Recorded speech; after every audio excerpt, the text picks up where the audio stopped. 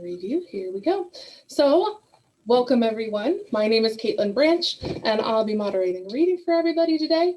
How many have we got right now? Got people yet? I'm showing a few people on my end, yeah. Okay, great. Well, I'll just get started then. So my name is Kaitlin Branch. I'll be moderating this reading and interview with Cliff Johns and Josh Gauthier. So first, we're going to start with Cliff.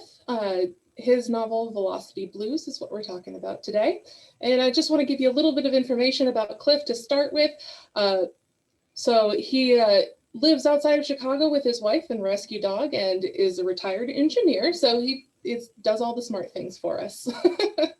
And he does, right now, his hobbies are building furniture and writing novels, short stories, memoirs, and humor. So his first novel, Walking Shadow, is available everywhere as ebook, paper, hardcover, and audio. And his second book, Velocity Blues, is coming out from Vernacular Books in June, on June 15th. So his shorter written work can be found in a lot of different magazines and anthologies, and his furniture is in his house, just in case you were wondering. And my name is Kaitlin Branch. I'm the moderator. I know both of these guys from Stone Coast, where we went to school together, and so incredibly proud and excited for them. So wanted to kind of let you know, here's Cliff's book introduction. So again, it's called Velocity Blues, and it's coming out on June 15th, where you can find it at all of your local bookstores for order, and Amazon and Barnes and Noble. So the idea of Velocity Blues is really cool, and I'm going to give you like my back cover version of the pitch, which is essentially Fast Boy gets in trouble. And a lot of places have reviewed this and really found it amazing. Kirkus Reviews described it as a gritty thriller that puts the downside of superpowers into bracingly relatable terms. And I found that to be a very fair review. I liked it a lot. So basically the idea is that our main character, Zip, is an energy. And an energy is someone who has been genetically modified in order to have super fast brain thoughts, and they're really fast at everything and they're really amazing at everything. But this goes a little bit wrong when they start to grow up and they find that they can't slow down, they can't focus, they can't concentrate. And Zip, our main character, is one of these energy. So he's making his way through adulthood or late teenagerhood as an energy, as one of these newly genetically modified beings that the world just doesn't really know what to do with.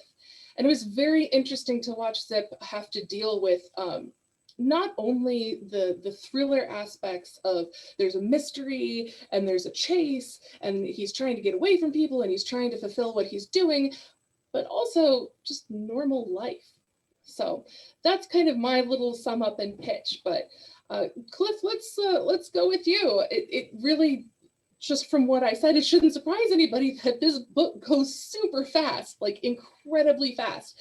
So what are the challenges in writing a book that moves this fast in terms of plot and in terms of character? Yeah, so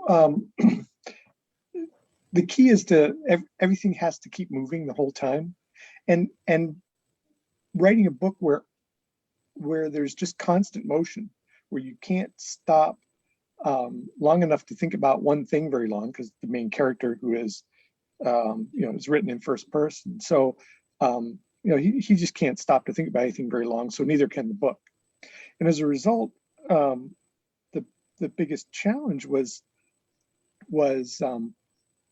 taking so much stuff and shortening it and cramming it into as small a book as I could get away with. And so by doing that, it compresses everything. And that's the feeling that I was going for, was that sort of big book in a small space kind of feel. And the thing is, if you're at full pace the whole time, then the reader's going to wear out after a while.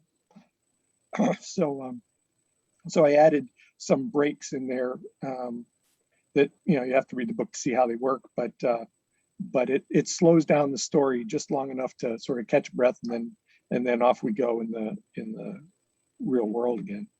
For the characters, I mean, writing that wasn't as hard as you might think, because that's sort of how my mind works anyway.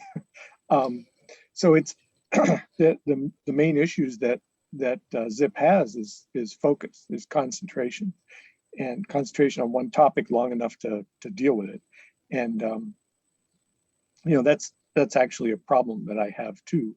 I usually think about 2 or 3 things at once, and if I'm not trying to complete 2 or 3 things at once, then my mind just drifts off and does any other things anyway. So that actually wasn't as complicated for the characterization as it was in terms of writing the motion into the story, the constant motion and the compression. I guess I'd say it that way.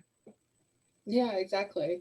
Well, and that's what I was going to say, is that it's not just the plot that moves fast. You've also got this, a kind of fractional thing going where the plot moves fast, but also the characters move fast and their situation moves fast around them at all times. Yeah. And you said that that's kind of how you think about it. Anyway, was there any additional research you did into, say, real life topics or similar things to get into the idea of energy? I did, and there's some subset of people that have serious issues around these kinds of problems, and they have, whether it's physical tics that some of the characters have, or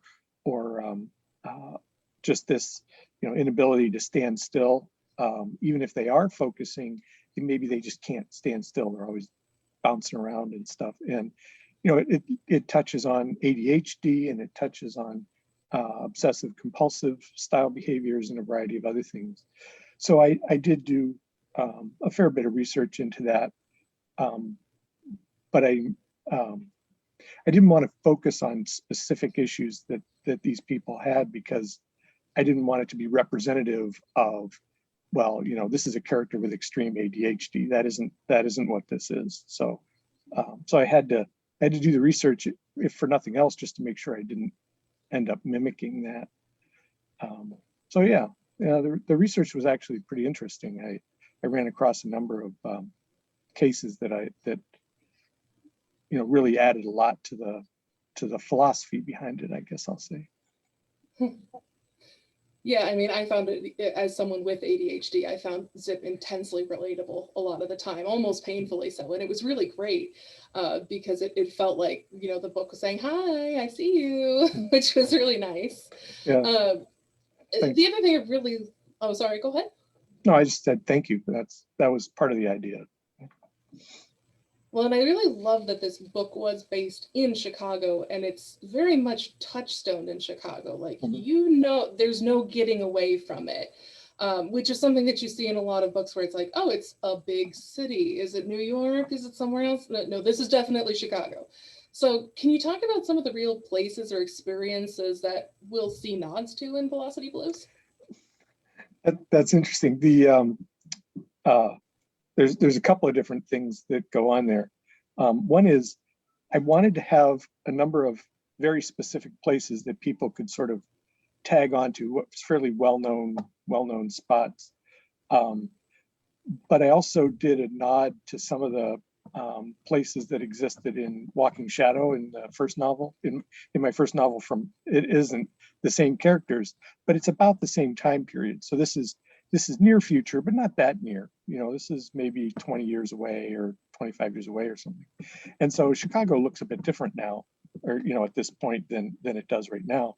So I had one because I wanted Zip to be able to travel in unusual ways in places that may not be possible right now. But in 20 years, who knows how many buildings are torn down and put up, and Chicago is always under reconstruction. So so I tried to stay vague in some places where it really didn't matter, and then in other places where it did matter, then I tried to be specific enough that if you've been around Chicago for a while, you know what I'm talking about. So so mostly I was aiming at the feel of Chicago more than I was the specifics, because you walk around Chicago, it feels different than walking around Boston by, they're just completely different cities, but not because any individual buildings or intersections are different, but because it just feels different. So I was aiming for that feel as much as I could. That's really cool. Awesome. Well, we'll have you do do you have a couple pages to read for us? Sure. Yeah. So what I think I'll do is read right at the opening. And, the reason I'm choosing that is, well, one, that it sort of explains the basic idea of the character. And two, because, if there's so much fluid motion going on that it's hard to pick something out of the middle and not require you to know a lot. So, Definitely, I can see that. I'm going to read a slightly abridged version of the opening, leaving a couple things out just because for time's sake. At 1:30 in the morning, my boss called me in to work. I ran across the rooftops toward his office, leaping across alleys, tumbling, sprinting, dodging around ventilation plenums and standpipes, as I usually did, hoping he had a job for me, but suspecting that he had called me in to fire me because I was such an unreliable courier.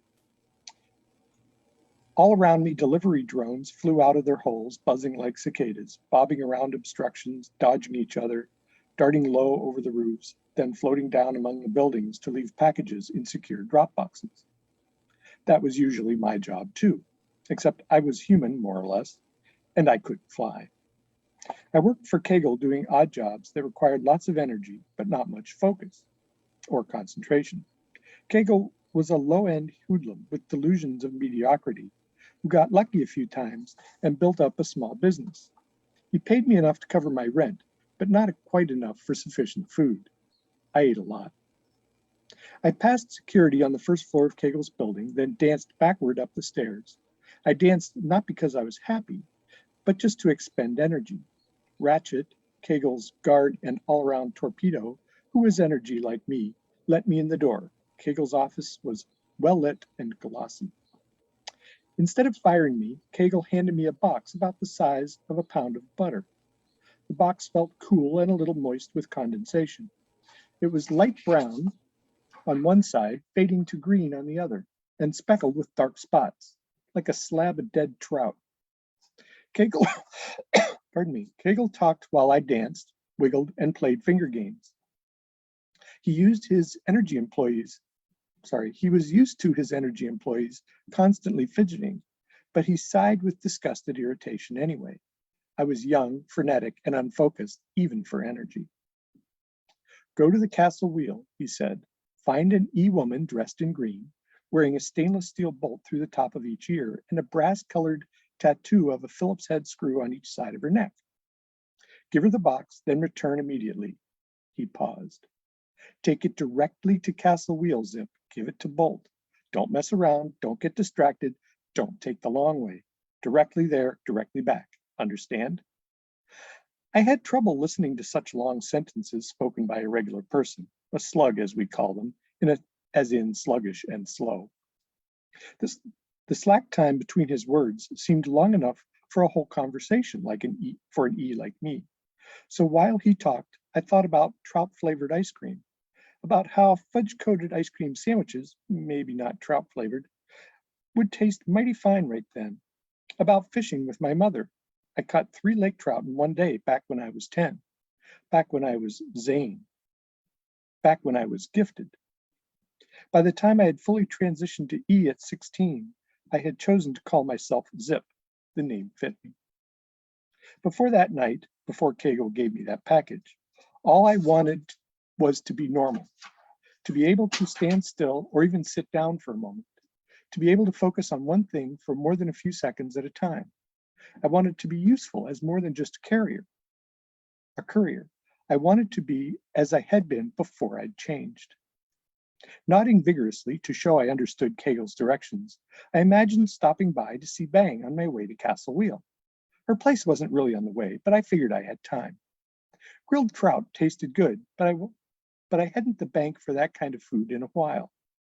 All the food I paid for had to be high calorie, vitamin enriched, and cheap. I was an E, energy that is, running and eating were my life. When Kegel appeared done talking, I strapped the package to my back, dashed past Ratchet, sped down the stairs, out of the building. Running full speed was love and cheeseburgers. When I got to the Go-Go Cleaners, I leapt onto a moving box wheel delivery van, making its slow, autonomous way through the alley, reached a ledge, and swung up to the roof, then raced on. Keeping my mind occupied with timing my cross-alley leaps while avoiding smog filters, air conditioning units, roof gardens, and solar panels. At the end of the block, there were no delivery bugs in the air, so I dove a sweet rotating gainer toward the roof across the alley. The alley spun beneath me, displaying the blurred green and blue from a forget-what storefront awning as they reflected the brilliant white street lamps. The Doppler thump of two ground cars echoed from the buildings, and their combustion engines made the greasy, thick, usually delicious odor of donuts hanging over the alley smell like smog. On the flip side, the man in the moon looked back at me with one eye covered by a cloud as though he were winking. When I landed rooftop on the other side of the alley, I automatically turned toward Bangs, but angled back after a few blocks. Castle Wheel, Zip, Castle Wheel. I repeated my destination every time I landed after a flip, Castle Wheel. I didn't need to flip as I jumped, but it soothed me to fly through the air. Seeing the world whirl, tasting the air, hearing the echoes come and go with the rotation. Woman dressed in green, bolts, brass screws, Castle Wheel. The Castle Wheel was a gathering place for energy for people like me who could no longer stand still long enough to hold a real conversation or a real job. We weren't born that way. We were mistakes, a genetic experiment gone wrong. Our parents paid a lot of money for genetic modifications to their test tube babies to make their children brilliant and calm and energetic and strong, the gifted kid program. But the designers hadn't tested the modifications long enough. They didn't want to wait 20 years to see how adulthood would pay out. When the first energy started having problems, the designers stopped the program, but by then, there were many thousands of gifted kids spread across 15 years. And we needed to be among our own at times, like at the Castle Wheel, just to stay sane, just to spend some time in a place where time moved at our pace. After a bit of rain, running roofs at night tasted of pennies, spring, smog grit, and independence, although the independence part was invariably short-lived. Wary of dangers like damaged roofs, E-traps to purposefully trip, hurt, or even kill energy, and other full-speed worries, I scanned for the glow of the Castle Wheel as I ran. Finally, the neon wheel appeared on the street below, glowing like embers. I was a minute or so late, but within what I considered acceptable parameters for a courier job. I swatted away the tube-carrying delivery bug, then flipped the 2 stories to the ground, landing with an easy give of my ankles, knees, hips, softly as a falling mouse hair. I stepped into the glow and steadied my vibration long enough for the gatekeeper to recognize me. I think I'll stop there. That sounds pretty good. So that's the opening of the novel, and he makes it to the Castle Wheel, but things don't go quite right. So Things go badly from there. yeah. Perfect. Well, thank you so much. I appreciate it. And we'll come on back to you in just a little bit. Josh, you're up. Can I jump in real quick? Yeah, go ahead. Yeah, no, I just want to add my 2 cents because I've had the chance to read Cliff's novel. And like we were saying with the fast pace, I think I told him the next day that I sat down to read the beginning one evening. And then like 1:30 the next morning, I had finished the book. That happened to me too. I realized I was unable to actually stop. And so, yeah, for anyone who's listening, it is absolutely delightful. So it's a little dangerous that way. Yeah. Fast-paced, Well, fun, and well worth your time to go pre-order it. So thank you, Josh. I appreciate that. Great. Well, speaking of Josh, Josh is a Maine-based fiction writer, playwright, and librarian. He's a graduate of the Stone Coast Creative Writing Program, as me and Cliff are. He works across genres with a focus on fantasy, horror, and romance. His short work has been previously published in places such as the No Sleep podcast and the Stone Coast Review. And in 2019, his play of Murder and Madness debuted at the Footlights Theater in Falmouth, Maine. Land of Outcasts is his first novel. So Land of Outcasts is just so it's delightful. It's nothing like what I expected at all. And it's so nice because when it first came out, of course, the first thing let me tell you about the back of the book. So Eli always has a plan. Whether those plans work is another matter entirely. I am already liking Eli. Hiding from bounty hunters after a job gone wrong, Eli and his battle unicorn partner, yes, you heard that right, Sasha, hope to be forgotten in the expansive swampland known as the Green, which is just a wonderful name for a swamp because there's nothing more descriptive.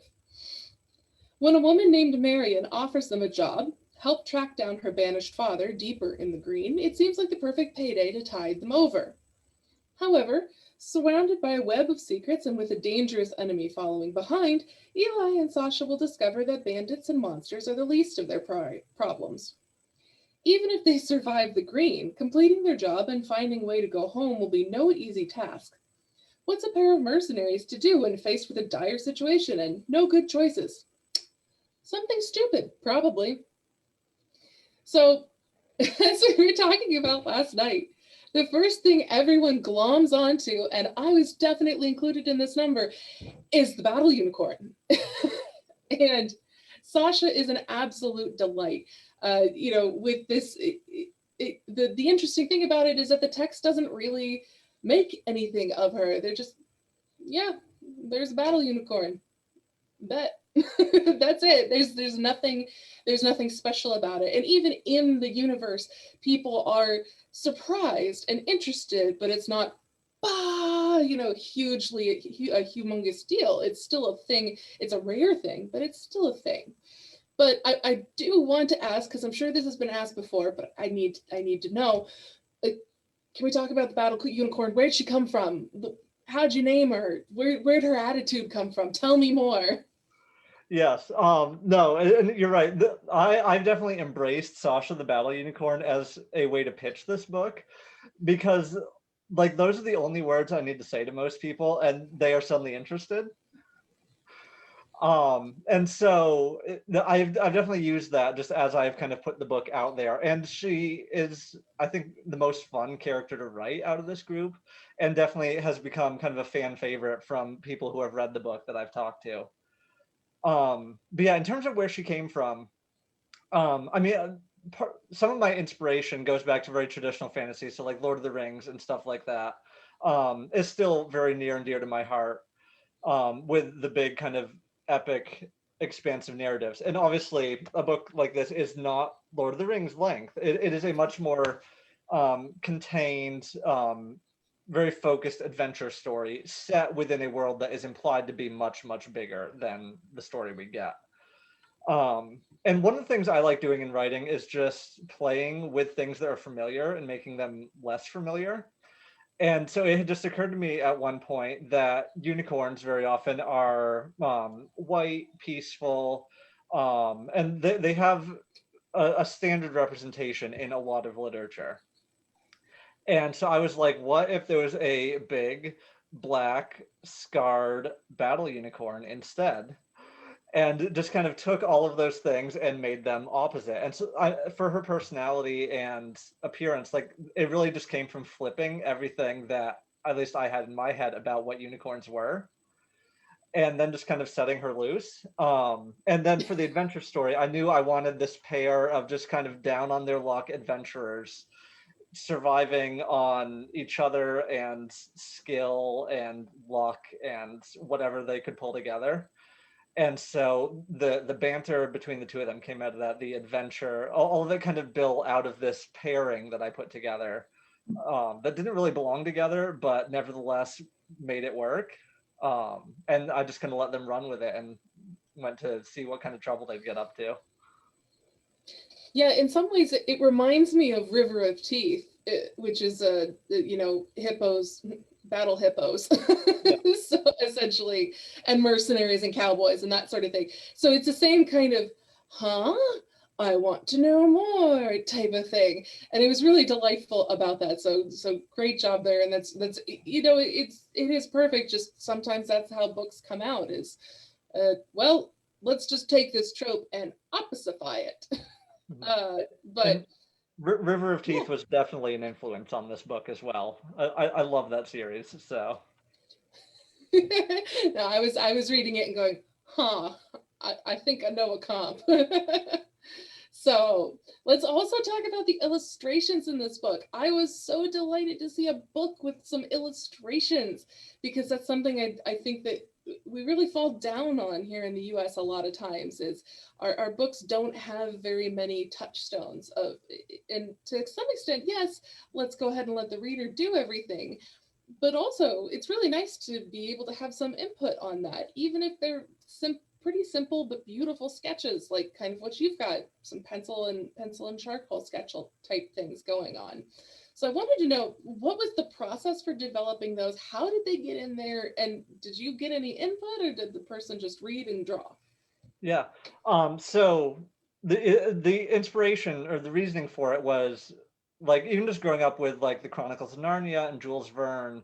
Yeah, like there are some very classic novels and stories that have pictures exactly like this. For anyone who hasn't seen the book, we've got some lovely illustrations. And so I knew going into this, once I decided I was self-publishing and I knew I was going to have creative control over what this looked like, then I very much knew that I wanted the illustrations to be a part of it.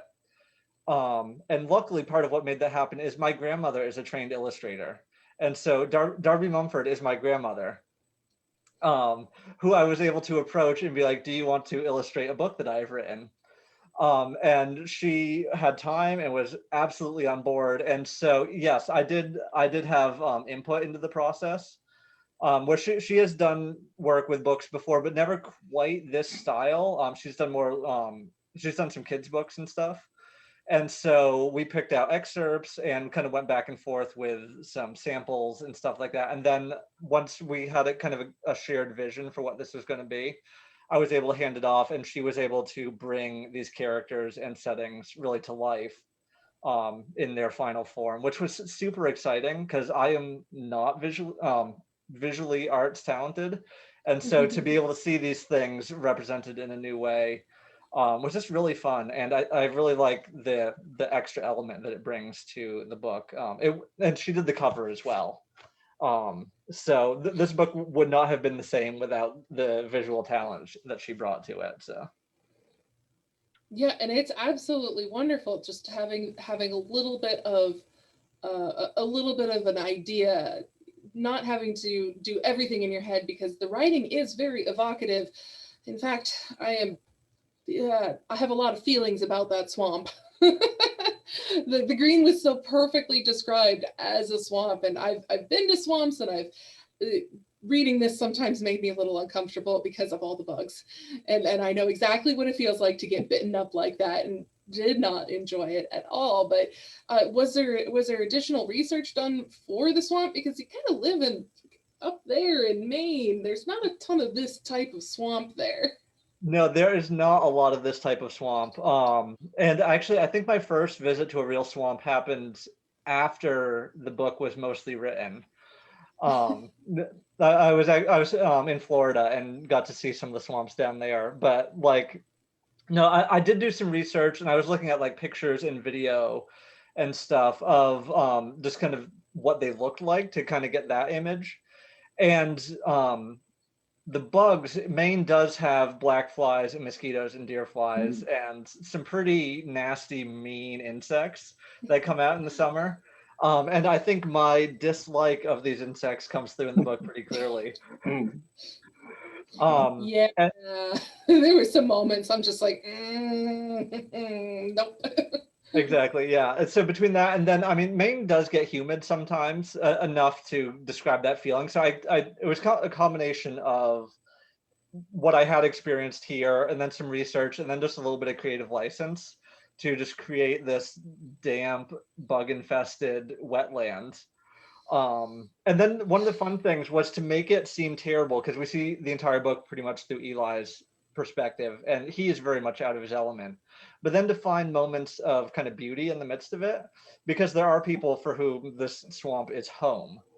And so I knew I wanted to balance those elements of this being a very hostile, unpleasant place, but not being absolutely terrible to everybody at all times. And so it was fun to kind of play with that during the writing as well.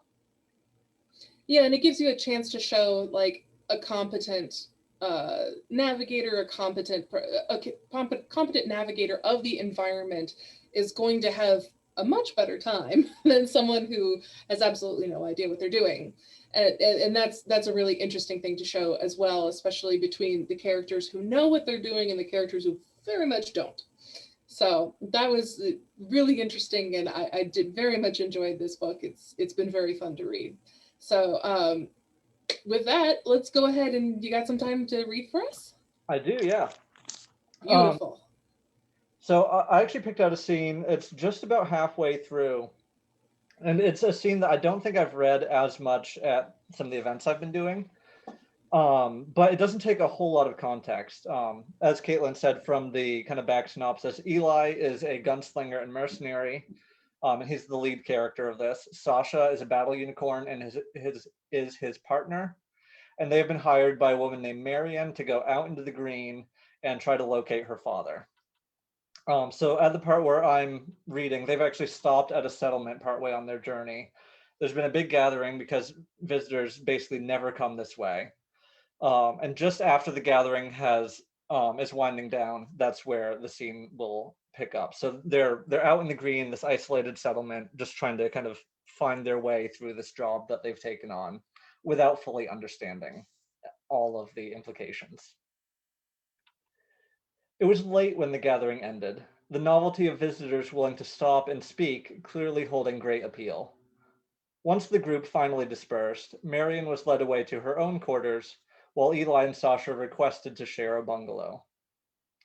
It's a nice enough place, isn't it? Eli asked as he stripped down for a welcome wash in the small tub of water provided to him. I suppose. Sasha nibbled at the sweet grass someone had piled in the corner. Eli's head was heavy from too much wine, so he poured himself some water from a pitcher. He could feel Sasha watching as he rubbed a cloth over the stinging bites that still covered his arms and back. How do I look? Like a poxy leper fresh from a bar brawl. He figured he shouldn't have expected anything else in answer. His skin was burned from the sun, chafed, dirty, and scabbed with welts, his hair tangled and matted with grime.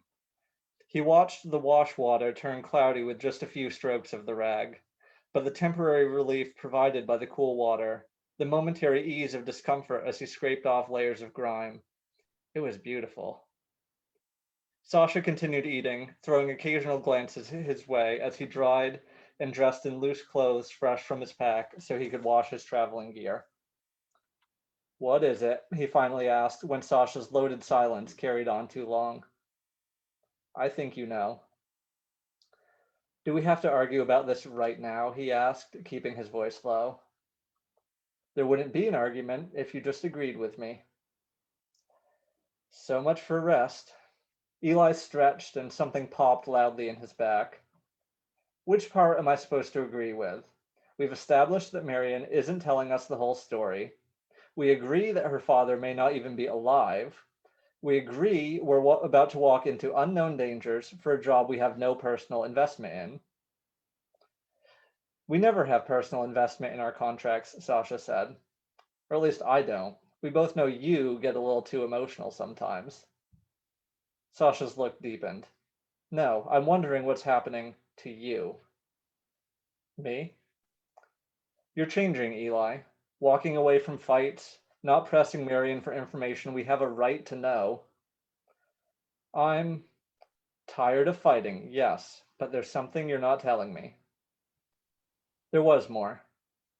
Eli hadn't voiced it to Sasha. He could barely explain it to himself. What was the point in bothering her with his half-worries until he knew what he was really trying to say? But if he didn't answer her question, he'd never hear the end of it. I suppose, he told her, I've been wondering if this is really what I'm meant to be doing. What do you mean? I don't know. He ran a hand through his hair. We wander from place to place, taking money from people we don't know to do jobs we don't care about. Then we turn our backs and move on to the next town. No roots, no lasting effect on anyone we meet. You know that's not true. There are families better off because of what you've done. That's why I joined you. It's never only been about the money. You're a good man, Eli. You help people. I'm not certain what I am. Eli tapped on the windowsill. I've spent so much time charting my own course, I've lost touch with almost everyone I ever knew. How do I know I'm making the right choices if I never stay in one place long enough to watch those choices play out? I think Sasha trailed off. Her efforts at empathy looked painful. You're still not good at being sensitive, are you? He said. I'm a trained warrior, Sasha huffed. Talking about feelings isn't normally a requirement. Don't deny that you have feelings. Eli looked for a way to ease some of the weight in their conversation. I saw you with that little girl tonight. Big, fierce Sasha getting a hug. I don't know what you're talking about. He crossed the room and pulled Sasha's face close, pressing his forehead to hers just beside her horn. I'll figure out what I'm doing, he promised, and I won't let it endanger either of us while we're out here. You better not. Whatever trouble you get pulled into tends to affect me as well. He closed his eyes and felt Sasha's warmth as she leaned against him. I'm glad I have you with me, he murmured against her.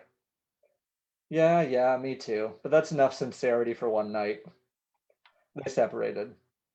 You're right, it's hard to be so close with you smelling the way you do. You really ought to wash or something. You poxy arse. Sasha sprayed a mouthful of water at him. Eli laughed and danced aside. Careful, I just washed. Whatever, go make yourself useful. As the unicorn returned to her sweet grass, Eli stepped outside to request clean water so he could wash Sasha down as well. I'll stop there.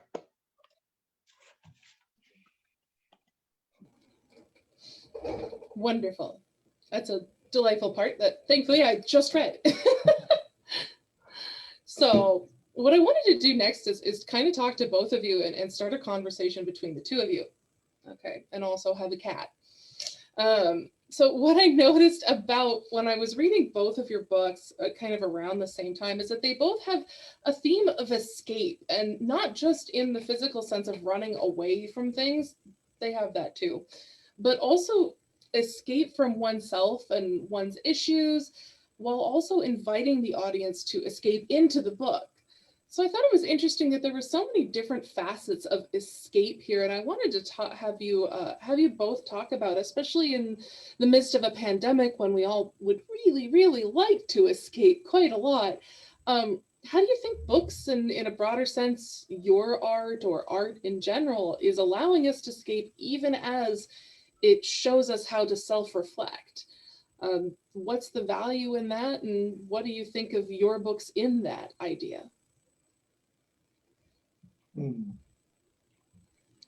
Well, for Zip, it's escape's an interesting word choice. I mean, I think of him as mostly running away, both from danger, but also from responsibility and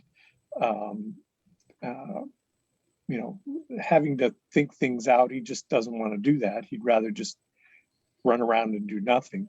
And so, in a sense, for Velocity Blues, it's more about being trapped than escaping. I mean, it's sort of about the opposite. And he's sort of trapped in his own mind too. I mean, you know, in that way that you know, that he can't think his way out of problems as well as he'd like to. I mean, he does sort of, but You know, so it's interesting to think about that book in terms of escape. But there are these moments where he's just free running and you know, bounding up through stuff to get onto the rooftops and then darting around things and sliding down this and that and bouncing off awnings and stuff. And then it's like, that's when he feels free. That's when he's in escape mode. But then, you know, then he has to get to where he's going, and then suddenly it's important again. I don't know. Maybe that answers your question. What do you think, Josh? Yeah. Well, I mean, that kind of plays into even my reasons for writing this book. My work tends toward generally some slightly darker subject matter, just a little bit more serious. And I just gotten off working on some pretty serious post-apocalyptic short stories, and I just needed a break. And so one of my original motivations for writing this was purely the kind of escapism of just like fun classic pulp adventure stories. Mhm. And that was kind of my conception of this going in. Kind of like you're saying, it's just something that I could lose myself in and that readers can just kind of dive into and enjoy and have fun with. And I knew that I wanted to convey that with this book.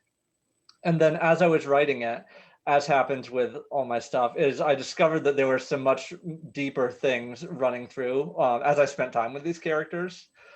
And so within the book, it's all these questions of looking for home and belonging and legacy and family. And I mean, the book is literally them running away from this band of mercenaries and bounty hunters that are coming after them. And so there's a lot of movement and also just kind of internal searching for the characters in the midst of this. That just kind of emerged without planning it, but I discovered that's what they were dealing with, and so it kind of found its way into the narrative. But I think to answer your larger question, especially working on this all through the pandemic and stuff, I know so much for me, books and movies and music and television and video games and stuff are that chance to escape. And sometimes it's really serious things, and it's a way to process and externalize very severe things. I mean, I read Paul Tremblay's latest pandemic novel during the pandemic, which was an experience, but I actually really enjoyed it because it was external and kind of a way to make sense of things, all the way to the flip side of stuff that is just purely there for fun. And that is also delightful. And so I know for me, like consuming media, both of those things are at play, where it has meaning and connects with people and is also a way to get away from normal, like everyday life. And if that means so much to me, then being able to contribute that for other people as well with something that is fun and does say something hopefully more meaningful at the same time. Like it's really what art does so well, is to merge both those things together, I think. Yeah, there's two levels going on there. One is the level where you can read it and it's mostly just fun, sarcastic, and a buddy book and all sorts of different, and a Western and all sorts of different things. That's that escapism sort of feel to it. And then, you know, but really by the time you're done, it's got so much more sense to it than just that. And you're subtle enough in Land of Outcasts that you don't feel like somebody's sort of beating you with the ideas. It's just there in the background, and it's something to think about when the book's done. And I think that's something very interesting about Velocity Blues as well, is that there's a lot of you know, commentary that's very subtle and not even the point of the book at all. But things like, how do we treat people whose society has very much failed? How do we take care of these people? And, you know, how do we keep them from being exploited? And how do we, you know, do they want to be fixed versus can we fix them? And if when is the fix worse than the cure? All of that is present in there, but it's definitely not part, it's not part of the plot at all, but it's necessary to the plot. Yeah, that's a good way to put it. It's not inside the plot. It's affecting the plot from the outside, and it is that's well put in terms of the when you have people that are recognizably different, and they have their set of problems, and what's society doing about it, and obligations versus responsibilities versus the ability to just look the other way. And yeah, that's all there. But on the other hand, I don't want to give the impression that this book is intensely serious all the way through by any means. There's a fair there's a fair bit of humor, not just in terms of dialogue, but in terms of situational humor and things like that. And there's even a bit of a love story in there. So there's something in there for whatever you're feeling at the moment.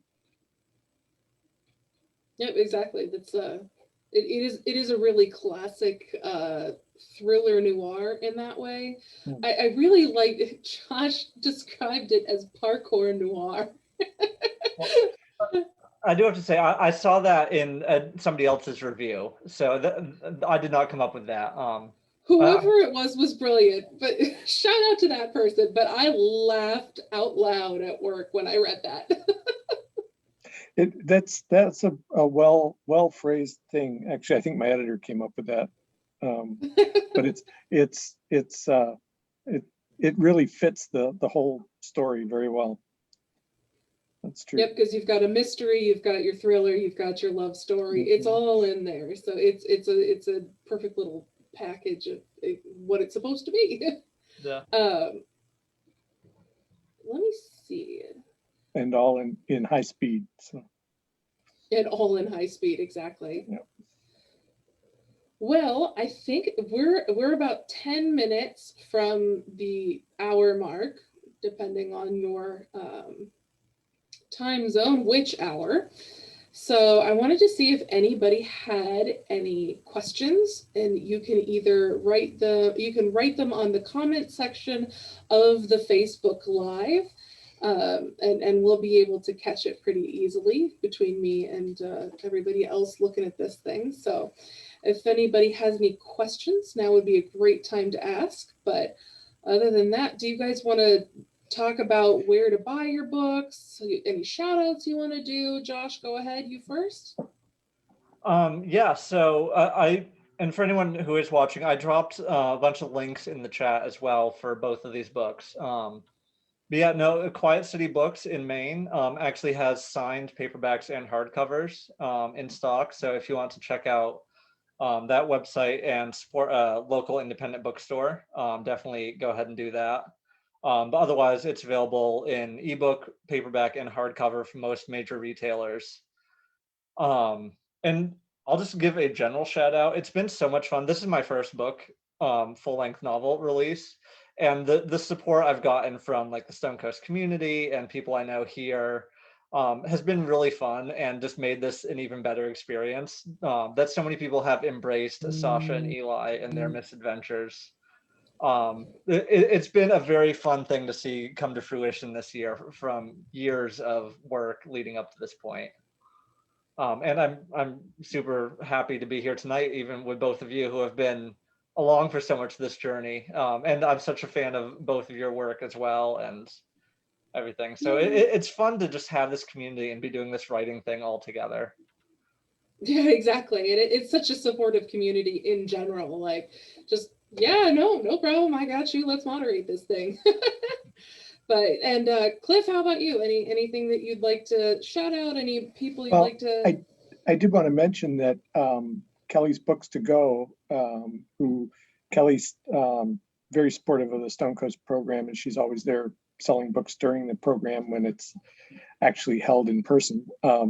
And so, yeah, she's willing to take pre-orders for Velocity Blues, and I'm sure she can get a hold of Josh's book as well. So that's another local Maine bookseller. If you're, I mean, I'm not in Maine, but I consider her local anyway. One thing I did want to mention about Land of Outcasts, I mean, it's an adult book, but you know, if you have somebody that's 14 and is looking for a book, I'd highly recommend it. I think it's very readable by any age group, and would be fun for any age group. You know, everybody gets something different out of a book, but I think that's important to note. The other thing to note is that Velocity Blues was reviewed as an adult novel by Publishers Weekly, but then Kirkus actually labeled it as a young adult novel, which I thought was interesting. I think probably because the protagonist is in his late teens, so that may be just enough of a trigger to call it young adult. But it isn't necessarily young adult. It's whoever feels like reading it. And again, it's one of those books that you don't have to be a particular age, you just get different things out of the book. So I think I can safely say that it's readable by any particular age group that would be interested enough to read it. Yeah, I would definitely agree. I know as a librarian, it's interesting discussing age group and genre and stuff like that. And yeah, I think you're right. The protagonist's age is sometimes enough to bump it into one category or another, regardless of audience or content. But yeah, I'll just echo that. I think both of these are good for a pretty wide range.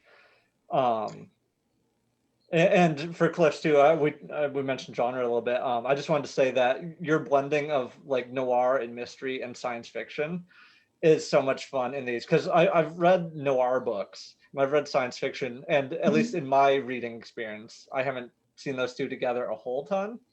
I know that is a subgenre that exists, but seeing the way you do it in both of your books, it was just really fun to read. Cool, thank you. Awesome.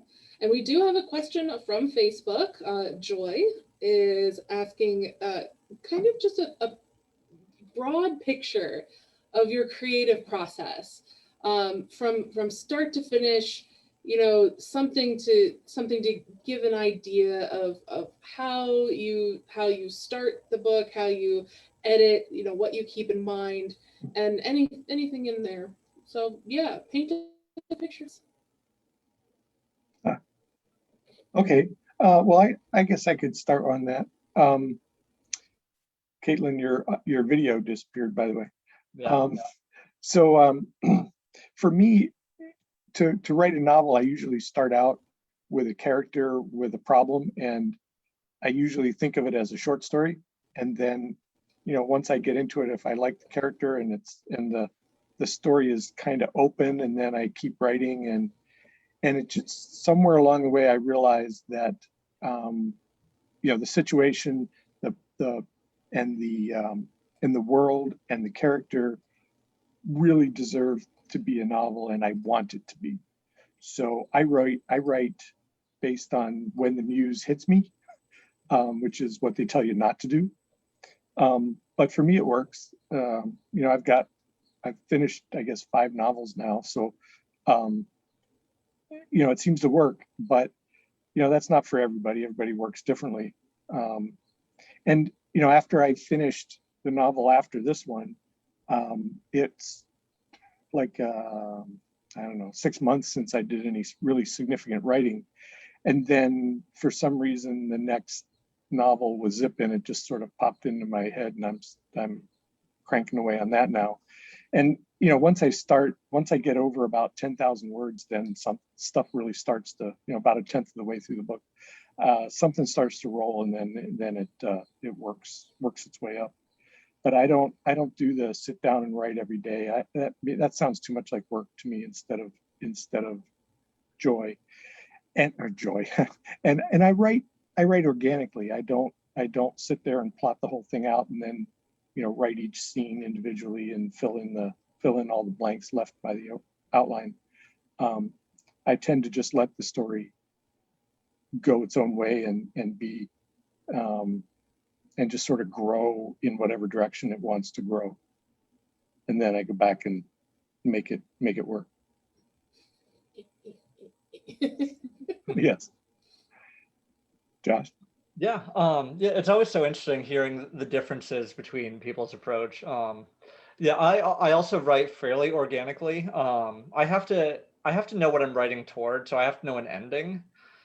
Because I've realized that if I'm not writing towards something, that's most often when I run out of momentum and the story just kind of flounders and doesn't do anything. But if I have like a starting point and an end point, there doesn't have to be very much in the middle for me to be able to write. I have drifted toward plotting on some of my more complex projects more recently. But one thing I did realize after Stone Coast, when all the deadlines went away, is that I do need to write not every day, but consistently. And so I was actually early on, I was talking to Diane Sanchez, who I've worked with a lot, and we live stream and such things. But we actually started putting together a system to meet word counts and deadlines and goals and stuff like that, just to keep producing. And I realized that the more I did that, the easier it got to produce more. And so for me, that was what I had to work on, because otherwise it was very easy to put it off till next week and keep putting off till next week for months at a time. And then it's very hard to get back into things. But for my writing process, I really like the initial drafting, which I know I've heard writers say that they hate that part. I like getting a bunch of characters and just kind of turning them loose on the page and seeing what happens. And it's messy and it goes unexpected places, but I have a lot of fun kind of with the discovery piece of that. Yeah. And then when I get to revisions, that's when I start banging my head against the computer, trying to figure out how to make it good. And I'm actually revising a novel right now that I've been working on for a while, trying to get the voice right and the characters right and to streamline some of these things. And so that's the part that I have to learn to get better at, and to see alternate ways of doing things. Because once I put something on the page, it's very easy to lock it in, and I'll revise that scene, but it will always be that scene, as opposed to like tearing a chunk out and doing something new is really what I have to learn now to reimagine things. So I'm getting there, and being able to see the revision as a functional part of the writing process, where things really do get better by pushing through some of those struggles. Well, the other thing I wanted to mention was, I said I sort of need the muse to hit me to really get cranking on a novel, and that's true. But I don't write every day. I often will go a month without writing, but I do try in general to do something creative every day. And so I don't think of writing as being like my creative outlet. I tend to think of a variety of things as being that.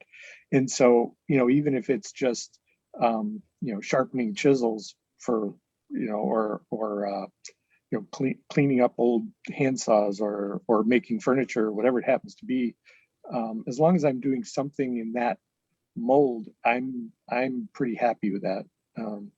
It's not like I'm saying, well, I think I'd rather watch TV today all day. But not that I don't do that too, but yeah, having an extra artistic or creative output can really make a difference, because I don't think of not writing as being blocked so much as just not being interested at the moment. And so I just focus on something else, let that carry me along for a while. I'm curious, do you find that story ideas come to you when you are doing other things like the furniture work or sharpening chisels and stuff? Like, does the writing happen then? No, but like I said, I usually think about more than one thing at a time, which is not always a good idea when you're sharpening chisels. But so yeah, when I'm doing woodworking, for instance, I'm usually thinking about a variety of other things at the same time. One of which is, right now when I'm doing it, I'm thinking about the novel I'm writing right now. But like I said, it's been a while since I was writing a novel. This summer, I just wrote woodworking humor for 3 months, which I don't know if that's ever going to go anywhere, but sounds like fun. It's funny to me, but I don't know how big the audience is for woodworking humor. Well, last summer, I mean, the only people we were amusing was ourselves. So, Well, yeah. I mean, Yeah. Well, it's good to have a first reader too. I have my wife Barb will if I'm not cranking out chapters once in a while, she'll be okay. So when am I getting the next chapter? And that's nice to have somebody that's encouraging you along like that. Yes. Yeah, no, the feedback is so good. I know Cliff, even you helped the ending of this book be better in beta reads. And Di and some of the others that I looked at versions of this. Yeah, people see things that we stop seeing in our manuscripts, which is it's so good to get that fresh perspective and someone who's willing to look at it and be like, I'm not so sure about this. Yeah. Otherwise, you Yeah, have to set exactly. it aside for years and then come back to it. And I don't want to wait years. That's just no. Who wants to do that? So, yeah. Yeah, that was the best thing I learned at Stone Coast was how to revise, because I did not understand that it was literally no, you can rip the entire thing apart and stitch it back together, and Mhm. that's revision. And then it's not just to fix the sentence, it's fix the whole thing. So that was my Stone Coast experience. But anyway, well, we're just about at time. Thank you so Yeah. much, you guys, for your input and your interest and for your writing. We really appreciate it. And everyone, you can find these books, Velocity Blues by Cliff and Land of Outcasts by Josh, at your local bookstore for order, Kelly's Books to Go for order, as well as Amazon and Barnes and Noble. So, any last thoughts from either of you? Oh, good. I was going to say my book isn't out yet, but Josh's is. So if you're reading it, make sure you consider doing a review on one of the websites. Goodreads is a good place to do it, or Amazon if you bought it there, or Barnes and Noble, wherever. But reviews Or are all the three. big deal nowadays. So Yes, yeah. make sure you do that. Reviews definitely help a book get noticed. So that would be great for both of our books if you hopefully go out and read those. Definitely pre-order Cliff's. It is amazing and you won't regret it. And yeah, I just want to say thank you to everyone who tuned in tonight to listen. Thank you, Cliff, for doing this with me, and Kaitlin for moderating and jumping in to help us pull all this together. This has been a lot of fun. I love seeing writer people, especially during this socially distanced time, and staying connected with everybody about art is so much fun. I'm so excited that vaccinations are a thing. Go get vaccinated so we can have conventions again. I've got mine. All right, so I think that's it. Good night, everybody. Bye. Thanks, Caitlin. Thank you so much for coming. Thank you.